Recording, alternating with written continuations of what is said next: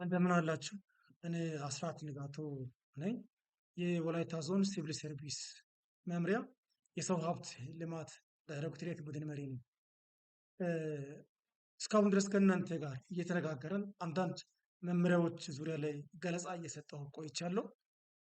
በዚህ ሳምንት ወይም በባለፈው ሳምንት በድልድል አፈጻጸም መመሪያ ላይ የመንግስት ሰራተኞች ድልድል አፈጻጸም መመሪያ ቁጥር 142 2018 ላይ እ፣ ማብራሪያዎቹን እየሰጠሁ ነው የቆየሁት። አሁን ደግሞ በስራ ላይ የተቸገርነው በድልድል አፈጻጸም መመሪያ ውስጥ ያልተካተቱ ነገር ግን አፈጻጸም ላይ ተቸግረናል ብሎ ጥያቄዎቹን ማብራሪያ በቀረቡባቸው ነጥቦች ላይ ከእናንተ ጋር ጊዜ ወስጄ ለመቆየት ነው የመጣው። ከነዚህ ዋናውና አንደኛው አመራር ሆኖ በአመራርነት እየሰሩ ቅርብ ጊዜ ከኃላፊነት በአመራር መተካካት መሰረት ተነስቶ ስልጣን ባለው አካል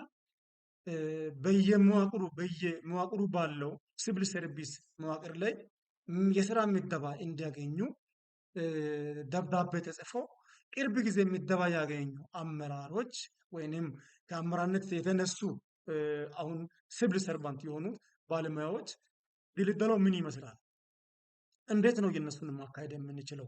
ስፔሻሊ ከስራ ውጤት ተኮር ጋር ተያይዘው እንዴት እናደርጋለን የሚል ጥያቄ መጥቷል። ለዚህ ጥያቄ እነዚህ ከኃላፊነት ተነስቶ ቅርብ ጊዜ ምደባ ያገኙ ሰዎቹን ወይም አመራሮቹን ወይም አመራር የነበሩ አሁን ባለሙያ የሆኑትን በሁለት መንገድ ማየት ተገቢ ነው። አንደኛ ከዚህ በፊት ባለሙያ ሆኖ ሰርቶ በተለያዩ መንግስት ተቋማት እየሰሩ ውጤት ተኮር ተመዝኖ በፋይላቸው ተያይዞ ያለባቸው ባለሙያዎች አሉ። አንደኛ እነዚህ። ሁለተኛው ደግሞ ዩኒቨርሲቲ ላይ ተምሮ ከዩኒቨርሲቲ ግራጁዌት ካደረጉ በኋላ ቀጥታ ምንም ጥዋንም ሳይሞሉ ሳይቀጠሩ አመራር ፉል ተቀላቅለው እየሰሩ እያገለገሉ አሁን ደግሞ በአመራር መተካካት መመሪያ መሰረት ከኃላፊነት ተነስቶ ምደባ ያገኙ ቅርብ ጊዜ ምደባ ያገኙ ባለሙያዎችን ሁለት ክፍል ነው የምናየው። አንደኛ ከዚህ በፊት ሲሰሩ በተለያዩ ተቋማት ላይ ሲሰሩ የቆዩ ሰዎች ሲሰሩ የቆዩትና አመራር ከዛ ደግሞ ከባለሙያነት ወደ አመራርነት መጥቶ አመራርነት ላይ እያገለገሉ ከኃላፊነት ተነስተው ምደባ ያገኙ በተመደቡበት ተቋም ግን ውጤት ተኮር ያልተመዘነ ባለሙያ ምንድነው የሚሆነው? ከዚህ በፊት አመራር ከመሆኑ በፊት የነበረውን ውጤት ተኮር ቅርብ ጊዜ ያለው ሁለቱን ደምረን አብሬጁን እንወስዳለን ማለት ነው። አብሬጁን እንወስዳለን ማለት ነው። ከዛ በኋላ ውጤት ተኮር ለነሱ የሚዘና መስፈርት ሆኖ ይቀርባል። ይወዳደራሉ። እነዚህ ሰዎች ከሌሎች ጋር ተወዳድረው በተመደቡበት ቦታም ሊወዳደሩ ይችላሉ። ሌሎች ደግሞ ከትምህርት ዝግጅታቸውና ከስራ ልምዳቸው ጋር ተመጣጣኝ በሆነው መደብ ላይ ይወዳደራሉ ማለት ነው። ቅርብ ጊዜ ቢመደቡም እንኳን ከሌሎች ሰራተኞች ጋር ይወዳደራሉ ማለት ነው። ሁለተኛው ደግሞ ዩኒቨርሲቲ ገብቶ ከዩኒቨርሲቲ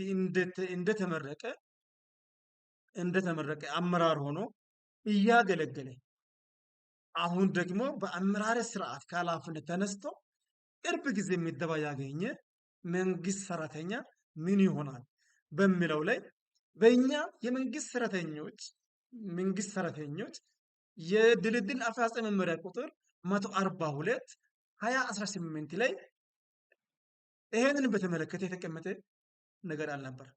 ከዚህ የተነሳ ብዙዎች ስራ ላይ ተቸግረናል። ለነዚህ ውጤት ተኮር ከየት አምጥተን ነው የምናወዳድረው? ለውድድር ከሚያስፈልጉ መስፈርቶቹ ዋናውና አንደኛው ውጤት ተኮር ከሆነ ከየት አምጥተን ውጤት ተኮራቸውን ሞልተን እናወዳደራለን የሚል ጥያቄ ነበር። ይህ ጥያቄ ተገቢ ጥያቄ ነው።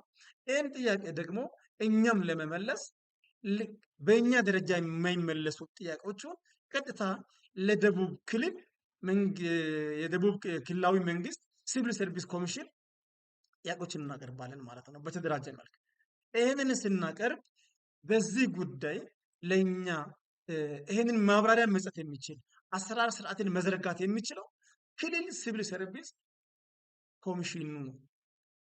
በአፈጻጸም ድልድል አፈጻጸም መመሪያ ቁጥር 142 2018 አንቀጽ 36 ላይ ይህንን ማስተካከል አሰራር ስርዓትን መዘርጋት የሚችለው ክልሉ ሲቪል ሰርቪስ ኮሚሽን እንደሆነ ይደነግጋል።